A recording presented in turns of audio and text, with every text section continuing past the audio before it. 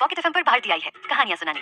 और आज की कहानी है द रेंट बॉयफ्रेंड, जिसे लिखा है पवन देवड़े ने। तो चलिए कहानी के 9वें एपिसोड को सुनते हैं। Couple festival. तालियों की गूंजती आवाजें कानों में दर्द कर रही थी और फिर ये आवाज सुनाई देती है, और इस बार की कपल फेस्टिवल के विनर हैं। अचानक से अंधेरा छा जाता है। दिव्या, दिव्या उठ, दिव्या सुबह के 9 बजने वाले हैं। दिव्या की नींद झट से खुलती है और वो डर के मारे कांपने लगती है। क्या हुआ, तुम इतनी हाफ क्यों रही हो? दिव्या को समझ आ गया कि वो एक सपना देख रही थी। कुछ नहीं, बस यूं ही। कॉलेज जाना है आज? दिव्या ने निशा से सवाल किया। नहीं, मैडम को यही बुलवा लेते हैं पढ़ाने के लिए। निशा ने उसे चिढ़कर कहा।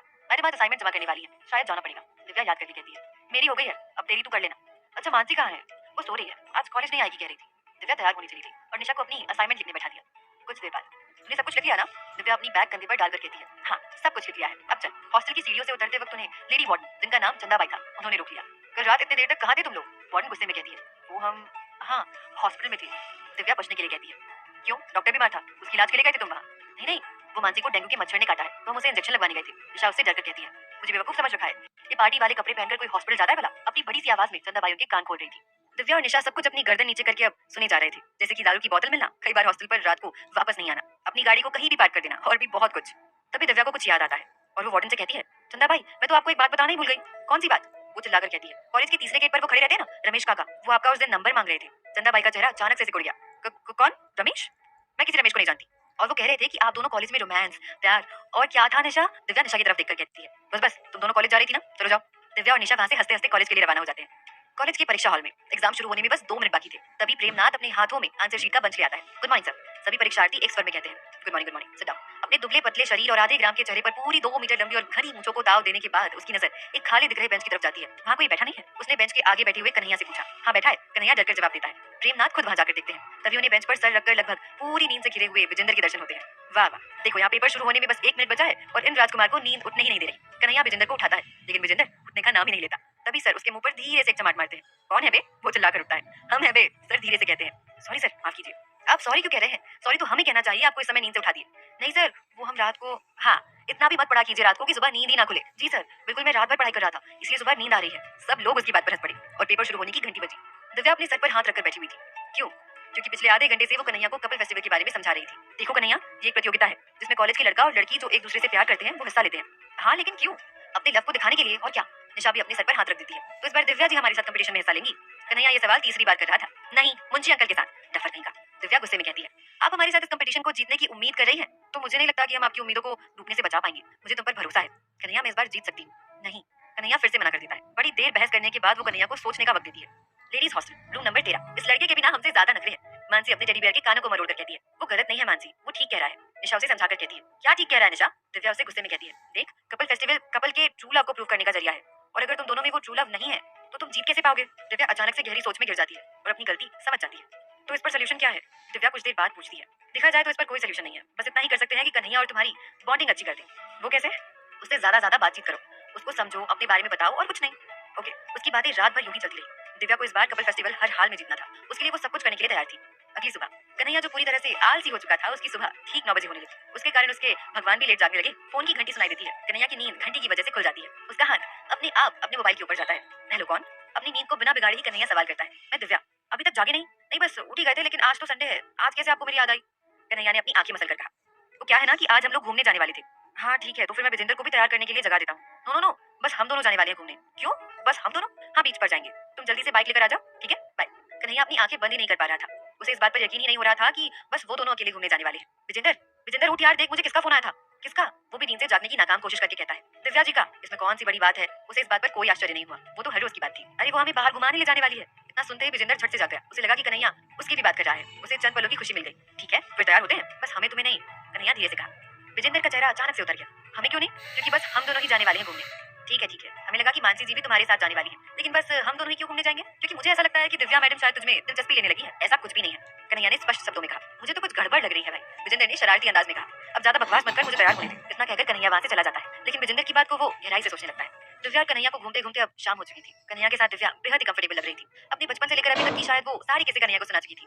कन्हैया उसकी बातें बस सुनता ही जा रहा था। अब चलते चलते वो किनारे के सामने बैठ गए। सूरज अब सिर्फ आधा दिखाई दे रहा था। उसी को देखकर दिव्या बोली, मुझे कभी भी सूरज का यूं डूब जाना पसंद नहीं आया। पता नहीं क्यों, क्योंकि वो जाते जाते भी अपनी खूबसूरती बिखेर कर जाता है, लेकिन वो हार जाता है। कन्हैया ने उसे समझाकर कहा, तो क्या हुआ? अगर वो हारता नहीं तो खूबसूरत रात कैसे आएगी? और हम कुछ हारते हैं तो ही तो जीतने का मजा आता है। और अगर आपको सूरज की जीत देखनी है तो सुबह देखिए, कि जीत उसकी हार से कहीं गुना ज्यादा बड़ी होती है। मुझे कुछ भी समझ नहीं आया। अब हमारे साथ रहिए और धीरे धीरे सब समझ जाएंगी। कन्हैया उठकर चलना शुरू करता है। तुम बनारस जाने वाले हो?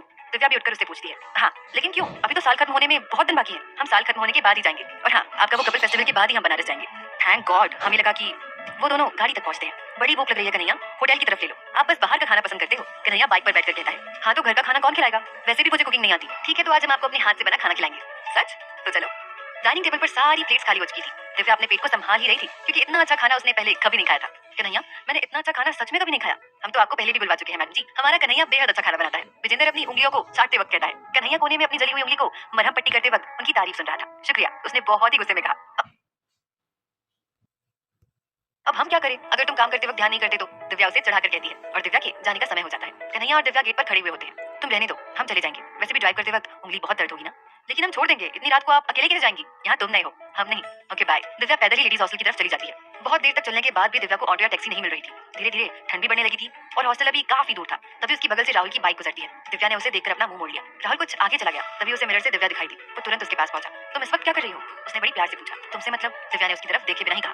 कम ऑन यार, तुम्हें अकेले इतनी रात को देखा तो पूछ लिया। दिव्या उसे इग्नोर करके आगे चलने लगी। टैक्सी? अरे रुको, जब जरूरत होती है अभी नहीं रुकते। दिव्या अपने आप से ही बड़बड़ाई जा रही थी। दिव्या, मैं तुम्हें छोड़ दूंगा। वैसे भी यहाँ से हॉस्टल बहुत दूर है। राहुल उसके पीछे पीछे चलकर उसे रिक्वेस्ट कर रहा था। नो थैंक्स, मैं चली जाऊंगी। अपने हाथों को पैंट की पॉकेट में डालकर उसने ठंड से बचने की कोशिश की। देखो, ठंड भी काफी है, अब तो बैठ जाओ। 5 मिनट में ड्रॉप कर दूंगा। कोई रास्ता ना होने और दिमाग की ना, लेकिन दिल की हाँ सुनकर दिव्या उसकी बाइक पर बैठ जाती है। दिव्या उस बाइक पर पहले जैसे कंफर्टेबल नहीं थी। वो अपने में और राहुल में थोड़ा डिस्टेंस मेंटेन करके बैठी हुई थी। कहाँ घूमने आई थी तुम? राहुल ने चुप्पी तोड़ते हुए कहा। हाँ, बाहर गई थी। उसने हड़बड़ाहट में कहा। दिव्या अपने पास्ट में गुम हो गई थी। उसके सामने बार बार वो तस्वीरें आ रही थी जब वो इस बाइक पर बैठा करती थी। राहुल के साथ उन पलों को शायद वो अपनी जिंदगी के बेहतरीन पल में मानती थी। तभी अचानक से ब्रेक लगा और दिव्या राहुल के पास टकरा गई और राहुल के इर्द गिर्द अपने हाथों को बांध दिया। सॉरी, वो अचानक से सामने गाड़ी क्रॉस हुई इसलिए। तुम्हें कुछ हुआ तो नहीं ना? No, it's okay. कुछ ही पल में बाइक गेट पर रुकी। दिव्या बाइक से उतर गई और राहुल की तरफ बिना देखे ही अंदर जाने लगी। बाय बाय, राहुल ने खुद उससे कहा। दिव्या ने मुड़कर उसकी तरफ देखा और वो भी कहने लगी bye and thank you. Rahul ने मुस्कुराकर उसे अलविदा कहा और दिव्या अंदर चली गई। दिव्या के अंदर जाते ही उसे लेडी वार्डन ने पकड़ लिया। कौन था ये? उसने पूछा। तभी हॉस्टल की किसी अनजान लड़की की आवाज आई। बॉयफ्रेंड?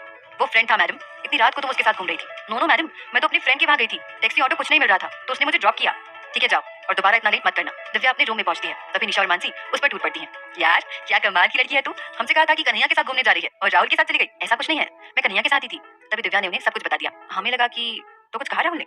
नहीं, बस ड्रॉप करने के लिए फोर्स कर रहा था तो मैं उसी के साथ आ गई। फिर निशा और मानसी उससे दिन भर की खबरें पूछने लगी और ये रात जागते हुए कट गई और दिन ब दिन यूं ही बीतने लगी। कन्हैया और दिव्या की दोस्ती और गहरी होने लगी। सुबह से लेकर शाम तक वो साथ रहते और अलग होते ही दोनों मोबाइल पर लग जाते। इस सब के बीच दिव्या कभी भी उसे पेमेंट करना नहीं भूलती थी। 14 फेब कपिल फेस्टिवल का दिन अब बेहद नजदीक आ गया था। फिर तभी से पूरी कॉलेज की हलचल तेज होने लगी। कई ब्रेकअप्स और लिंकअप्स की खबर आने लगी। हर कोई इस कंपटीशन के लिए अपने एक परफेक्ट पार्टनर को चुनने में लग गया था। लड़कियां वजन घटाने से लेकर लड़के अपने बॉडी बनाने तक सारे तरीके जो कपिल फेस्टिवल जिता सकते थे आजमाने लग गए। और अब हमारी क्वींस भी तैयारी में लग गई। Ladies hostel room number 13। Room का दरवाजा खटखटाया तो फिर अपने कानों में हेडफोन डाले और बाल पीछे से बंधे हुए मानसी ने वो दरवाजा खोला। तभी उसके सामने फूलों की दुकान लिए खड़ी दिव्या दिखाई दी। ये सब क्या है? मानसी ने दिव्या से पूछा। अंदर आते ही दिव्या ने उन सब फूलों को गुलदस्ते और गुलाब के फूलों को चेयर पर रख दिया। उसके पीछे से निशा भी रूम में एंटर हुई, जिसके पास भी कुछ गुलदस्ते थे। तुम लोग कॉलेज गई थी या फूल की दुकान? क्या है ये? मानसी ने दरवाजा लॉक करके कहा। थोड़ा वक्त देगी?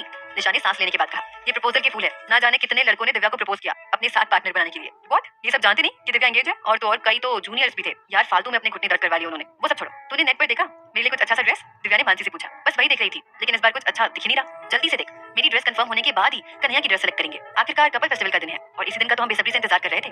रात का समय था। घड़ी ठीक 9 बजने का इशारा कर रही थी जब कन्हैया ने अपनी घड़ी को देखा। वो सब गाड़ी में सवार थे। गाड़ी गेट के अंदर एंटर होती है और वहीं पास में पार्क हो जाती है। वो सब नीचे उतरे। कन्हैया की आंखें जैसे चौंध सी गई। इतने लाइट्स और सजावट वहां की गई थी। गेट पर वेलकम के साथ साथ कपिल फेस्टिवल का भी नाम छपा हुआ था। उसके पीछे कपल की स्टैच्यू भी रखी हुई थी जो विदेशी नृत्य की मुद्रा में थे। स्टूडेंट्स अपनी तस्वीरें वहां पर खींच रहे थे। अंदर पहुंचने के बाद एक बड़ा सा खुला हुआ मैदान उनके सामने था, जहां उनके बिल्कुल सामने की तरफ स्टेज था जो कि बहुत ही बड़ा था। साथ ही कई फैशन ब्रांड्स के पोस्टर भी लगे हुए थे जो इस प्रोग्राम के स्पॉन्सर्स थे। कन्हैया और दिव्या अपने हाथों में हाथ डालकर अंदर की तरफ बढ़े। उन्होंने रेड कार्पेट पर अपनी तस्वीर भी खिंचवाई। तभी स्टेज पर एक लड़की आती है जो कि इस कार्यक्रम की एंकर थी और वो कहती है, हेलो लेडीज एंड जेंटलमैन, हमें लगता है कि आप सब लोग आ चुके हैं, तो प्लीज जो कंटेस्टेंट हैं वो बैक स्टेज पर आ जाए। हमारे रिसेप्शनिस्ट आपका इंतजार कर रहे हैं और बाकी लोग प्लीज अपनी अपनी जगह बैठ जाएं। कन्हैया धीरे से दिव्या के कान में कहता है, मैडम जी अब हमें डर लगने लगा है। दिव्या कहती है, डरो मत, मैं हूं ना, बी रिलैक्स। कन्हैया और दिव्या बैक स्टेज पर पहुंचते हैं। तभी उनकी मुलाकात राहुल और नताशा से होती है। नताशा उसकी तरफ एक नजर देखती है लेकिन उसे इग्नोर कर देती है और वो कन्हैया से बात करने लगती है। हाय कृष्णा, बहुत अच्छे लग रहे हो। थैंक्स, कन्हैया ने बड़े ही डर के साथ कहा। दिव्या की नजर अब सीधे राहुल की तरफ गई। उसे उसका चेहरा बिल्कुल स्लो मोशन में दिखाई दे रहा था कि वो कैसे अपने बालों को ठीक कर रहा था, कि कैसे उसने अपनी घड़ी बदली। वो उसे निहार रही थी। दिव्या दिव्या दिव्या एकदम से होश में आई। कुछ अनाउंसमेंट हो रही है, कन्हैया ने उसे कहा और एंकर कहती है, तो चलिए शुरू करते हैं इस फेस्टिवल को जिसका इंतजार और तैयारी आप सब लोग काफी देर से कर रहे थे। ऑडियंस की तालियों से पूरा मैदान गूंज उठा। लेकिन उससे पहले स्वागत कीजिए आज के हमारे जजेस का, मिसेस कृतिका मेघवानी जी। जो कि बॉलीवुड की एक मशहूर एक्ट्रेसेस और प्रोड्यूसर है। कृतिका मेघवानी जी स्टेज पर आती है, साथ में ही वसा रहित कॉलेज स्टूडेंट का अभिवादन भी करती है।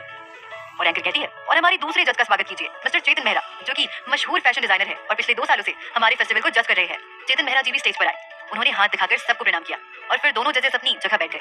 एंकर कहती है, तो इस साल का कंपटीशन काफी टफ होगा हमारे लिए, क्योंकि हमारे पास टोटल 46 कपल्स हैं। जजेस का कहना है कि इतने नाम बहुत ज्यादा होंगे, इसलिए पहले स्टेज पर सारी जोड़ियां रैंप वॉक करेंगी, उनमें से सिर्फ 30 जोड़ियां राउंड 2 की तरफ बढ़ेंगे। Then you are ready? Audience पूरे जोश से यस कहती है। दिव्या ने तुरंत कन्हैया की तरफ देखा और बोली, देखो कन्हैया, चलते वक्त बहुत ही अच्छे से चलना, कोई घबराहट नहीं, अपने चेहरे पर आखिर तक मुस्कान रखना। जैसे ही हम स्टेज पर सबसे आगे के छोर पर पहुंचेंगे, तभी धीरे से मेरे होठों पर किस करना, ओके? नहीं, किस पे हमसे नहीं होगा। वो डर गया, तुम्हें करना होगा, वरना हम पहले ही राउंड से निकल जाएंगे। ये सारे कपल्स वही करेंगे, हमारे पॉइंट्स कम होने नहीं चाहिए। ठीक है, उसने मजबूरी में हाँ कर दिया। रिसेप्शन गर्ल कहती है, मैडम अगला नंबर आप दोनों का है, बी रेडी। कन्हैया और दिव्या अपने हाथ एक दूसरे में बांध लिए और रैंप वॉक के मुहाने पर खड़े हो गए। तभी कन्हैया ने एक लंबी सांस ली और तभी वो पर्दा हटा और उन दोनों ने चलना शुरू किया। कन्हैया बिल्कुल वैसा ही चल रहा था जैसा उसे सिखाया गया था। दोनों स्टेज के सबसे पहले छोर पर धीरे धीरे पहुंच रहे थे। कन्हैया की सांसें अब धीरे धीरे बढ़ रही थी। उसने कभी जिंदगी में किसी को किस नहीं किया था और ये किस उसे सबके सामने करना था। दिव्या और कन्हैया अब उस आखिरी छोर तक पहुंच गए। दिव्या ने नीचे बैठे निशा और मानसी को एक फ्लाइंग किस दी और वो कन्हैया की तरफ मुड़ी। कन्हैया ने एक पल के लिए सोचा। जैसे ही दिव्या अपने होठों को उसके करीब लाती है, उसने उसके माथे पर किस कर दिया। दिव्या अचानक से स्तब्ध हो गई। एक फोटोग्राफर ने शानदार किस की बेहतरीन सी फोटो निकाली और ऑडियंस ने बेहद जोर जोर से कन्हैया की इस बेहतरीन जेस्चर का स्वागत किया। तालियों की आवाज मानो रुकने का नाम ही नहीं ले रही थी। जब कन्हैया दिव्या से अलग हुआ, तब दिव्या ने कन्हैया की तरफ देखा, जो कि ऑडियंस की तरफ देख रहा था और बहुत खुश भी था। दिव्या उसके इस अच्छे बर्ताव से खुश थी और उसने भी एक लास्ट टाइम ऑडियंस को अपना हाथ दिखाया और वो दोनों ने अपने आप को मोड़ा और सीधे चलते हुए बैक स्टेज पर पहुंचे। रिसेप्शन गर्ल कहती है, फैंटास्टिक मैडम, आप दोनों ने तो बहुत अच्छा किया। दिव्या ने उसे थैंक यू कहा। वो दोनों अपनी सीट पर बैठ गए। तुमने मुझे बताया क्यों नहीं कि तुम्हारे पास इससे भी अच्छा आइडिया है? दिव्या ने कहा, मैं वो अचानक से हो गया, मैं वो किस नहीं करना चाहता था। आप नाराज तो नहीं है ना? कन्हैया ने कहा, वो सब डिपेंड करता है कि हम अगले राउंड में पहुंच रहे हैं या नहीं। दिव्या ने कहा। कन्हैया ओके कहता है। एक के बाद एक कपल रैंप वॉक कर रहे थे और जजेस उन्हें पॉइंट्स देते गए। जल्दी उन्होंने 30 नाम की लिस्ट बना ली जो अगले राउंड में जाने वाले थे। तभी एंकर ने कहा, and here is the list guys, जो अगले राउंड के लिए सेलेक्ट हुए हैं। नाम बताने से पहले बता दूं कि जजेस आपको पॉइंट्स, आपकी केमिस्ट्री, आपकी बॉन्डिंग और काफी सारे फैक्ट्स देकर दे रहे हैं। उस लिस्ट के नाम एंकर एक एक करके पढ़ने लगी और जल्दी कन्हैया और दिव्या का नाम भी उस लिस्ट में आ गया। दिव्या ने जैसे ही अपना नाम सुना, वो झट से उछल पड़ी। उस लिस्ट में तुरंत बाद राहुल और नताशा का भी नाम आ गया। तभी एंकर ने कहा, सो आप सभी को अगले राउंड के लिए बेस्ट ऑफ लक, और जो इस राउंड से बाहर हो गए हैं उन्हें बेटर लक नेक्स्ट टाइम। आप लोग अब बैक स्टेज छोड़ सकते हैं। तो चलिए अगली राउंड की तरफ बढ़ते हैं। अब कुल 5 टास्क होंगे, हर टास्क के 20 पॉइंट होंगे, जो कि हमारे जजेस मिलकर देंगे और जिसका ज्यादा पॉइंट्स होगा वो बनेगा आज का विनर। चलिए आगे बढ़ते हैं। दिव्या और कन्हैया एक एक करके हर टास्क में अच्छा करते गए। वो हर बार सभी का ध्यान अपनी ओर खींचने में कामयाब हुए, चाहे वो डांस करते वक्त हो या फिर कोई गेम खेलते वक्त। उन्होंने हर बार अच्छा किया। साथ ही साथ राहुल और नताशा भी बहुत अच्छा कर रहे थे। उन दोनों की जोड़ी अब सबसे ज्यादा पसंद की जा रही थी। तभी एंकर कहती है, अब आखिरी राउंड। तो इस राउंड में लड़कों को लड़की की बुराई करके उसकी तारीफ करनी होगी। थोड़ा अजीब है ना, बुराई भी करे और तारीफ भी। ये राउंड कुछ अलग है, क्या आप तैयार हैं? ऑडियंस कहती है यस। दिव्या फिर से कन्हैया को समझाती है, देखो कन्हैया, अभी आखिरी राउंड है, तुम्हें मेरे बारे में कुछ बुरा कहना है और तारीफ भी करनी है, तो संभल के। वो तो ठीक है, लेकिन मैं क्या कहूँ? कुछ भी तो तुमने मुझ में देखा हो, कभी किसी से सुना हो। बी कॉन्फिडेंट, तुम कर लोगे, मुझे यकीन है। दिव्या उसके बालों को अपने हाथ से घुमाती है और फिर कन्हैया बहुत ही गहरी सोच में गिर जाता है। एक एक करके कपल्स वो टास्क कंप्लीट करते हैं और फिर दिव्या और कन्हैया की बारी आती है। कन्हैया और दिव्या स्टेज पर जाते हैं। कन्हैया काफी नर्वस था, वहीं दिव्या काफी खुश थी। कन्हैया को माइक दिया गया, उसने कहना शुरू किया, हेलो हेलो। दिव्या ने उसकी तरफ देखा, उसे जल्दी से शुरू करने के लिए कहा। दिव्या के बारे में क्या बुरा कहूँ, शायद उसमें कुछ बुरा है ही नहीं। हाँ, मगर जब वो अपने बालों की लट अपने कानों के पीछे कर लेती है, वो मुझे बिल्कुल नहीं पसंद। उससे मुझे ऐसा लगता है कि मैं बालों को फिर से उसके चेहरे पर ला दूं। और दिव्या बहुत झूठी है, हमेशा अपनी मुस्कुराहट के पीछे अपनी उदासी छुपाए रखती है। कभी कभी तो मुझे बड़बोली लगती है और कभी कभी ऐसा लगता है जैसे वो मुझसे बात ही नहीं करती। बहुत अजीब लगता है। वो हमेशा ऐसी चीजों की चाहत रखती है जिसकी शायद उसे जरूरत नहीं, लेकिन फिर भी उस चीज के पीछे पागल रहती है। लेकिन उनकी ये चीज मुझे बहुत पसंद है, क्योंकि इस वजह से हम मिले। बस थैंक यू। तालियों की गड़गड़ाहट ये बयान कर रही थी कि कन्हैया ने अपनी बातें कितनी अच्छी तरीके से रखी हैं। दिव्या की नजरें मगर कन्हैया के चेहरे से हट ही नहीं रही थी। उसे उसकी बातें सीधे मन को छू गई। उसके चेहरे पर मुस्कान पूरी शिद्दत से आ गई। वो दोनों फिर से बैक स्टेज चले गए। अब सीधे रिजल्ट की बारी थी। थोड़े समय बाद उन सारी जोड़ियों को स्टेज पर बुलाया गया। एंकर कहती है, उम्मीद है कि आप सबने आज की रात बहुत ज्यादा एंजॉय की होगी। ऑडियंस फिर से एक बार यस कहती है और एंकर कहती है, लेकिन अब समय है विनर डिक्लेयर करने का, इसलिए हम हमारे जजेस को स्टेज पर इनवाइट करते हैं। दोनों जजेस स्टेज पर पहुंचते हैं, अपने हाथों में कुछ कागज लिए हुए जिस पर शायद हर जोड़ी के पॉइंट्स होंगे। कृतिका मेघवानी कहती हैं, ये बहुत ही मुश्किल था कि इन सब में से किसी एक जोड़ी को विनर डिक्लेयर करना। सभी ने शायद एक जैसा ही एफर्ट लगाया है। चेतन मेहरा कहते हैं, बिल्कुल, इस बार का कंपटीशन बाकी सालों से काफी रफ था। कृतिका कहती हैं, लेकिन हम दोनों ने इस साल का कपल ऑफ द ईयर चुन लिया है। वो कपल शायद आज की तारीख में सबसे बेहतरीन है। सभी की सांसें तेज हो जाती हैं। दिव्या कब से अपनी फिंगर्स को फोल्ड करके रखी हुई थी। कृतिका मेघवानी कहती है, काफी समय तक ये मुकाबला 2 जोड़ियों में बराबरी के साथ चल रहा था, लेकिन बिल्कुल आखिरी के समय उनमें से एक जोड़ी थोड़ी आगे निकल गई। चेतन मेहरा कहते हैं, ज्यादा देर न करते हुए आज के विनर की अनाउंसमेंट करते हैं। तो इस बार के कपल फेस्टिवल के विनर हैं दिव्या ने अपनी उंगलियों को कस लिया है और साथ ही साथ नताशा ने भी। विनर हैं दिव्या और कृष्णा। नाम अनाउंस होते ही आसमान में आतिशबाजी शुरू हो जाती है। दिव्या झट से उछल पड़ती है। वो जोर जोर से चिल्लाने लगती है। उसकी खुशी का कोई ठिकाना ही नहीं रहा था। वो जैसे आसमान में उड़ रही थी। अब उसने इसी जोश में कृष्णा के गालों पर किस भी किया। दिव्या के किस करते ही कन्हैया की क्या हालत होती है, उसे क्या महसूस होता है, जानेंगे अगले एपिसोड में। सुनने जरूर आइएगा द रेंट बॉयफ्रेंड।